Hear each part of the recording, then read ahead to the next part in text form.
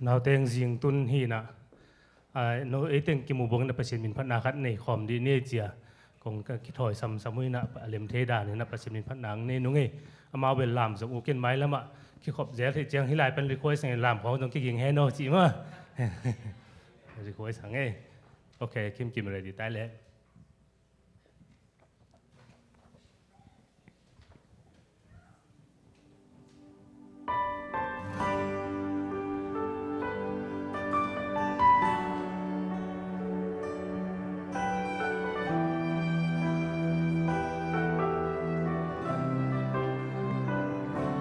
sim lei tung inu na hak san